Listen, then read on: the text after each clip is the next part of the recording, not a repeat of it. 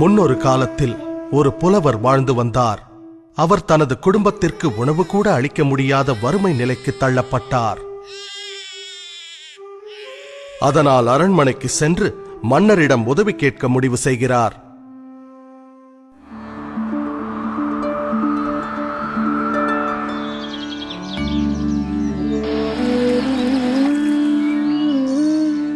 மன்னரை கண்டதும் புலவர் தனது பாடல்களை பாட ஆரம்பிக்கின்றார்.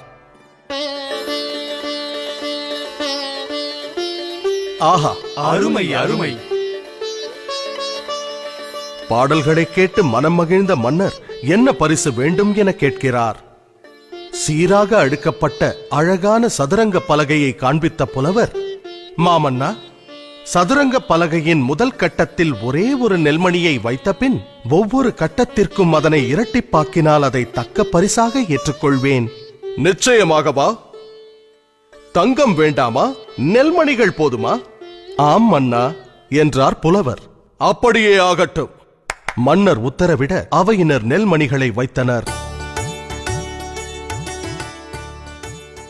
முதல் கட்டத்தில் 1, இரண்டாம் கட்டத்தில் 2, மூன்றாம் கட்டத்தில் 4, நான்காம் கட்டத்தில் 8 என நெல்மணிகளை அடுக்கினர். 10ஆம் கட்டத்திற்கு வந்தபோது நெல்மணிகளின் எண்ணிக்கை 512 ஆனது. 20ஆம் கட்டத்திற்கு வந்தபோது நெல்மணிகளின் எண்ணிக்கை 5,24,288 என அதிகரித்தது.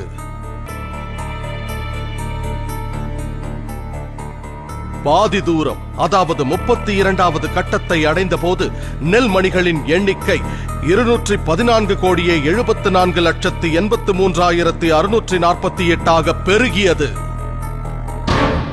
விரைவில் நெல்மணிகளின் எண்ணிக்கை கோடான கோடிகளை தாண்டியது. இதன் காரணமாக மன்னன் தன் ராஜ்ஜியம் முழுவதையும் அந்த புத்திசாலி புலவரிடம் ஒப்படைக்கும் நிலை ஏற்பட்டது. இவை அனைத்திற்கும் துவக்கம் ஒரே ஒரு நெல்மணி. கதையின் நீதி: கூட்டுப் பலனின் பெருக்கும் சக்தியை எப்போதும் குறைவாக எடை போட வேண்டாம்.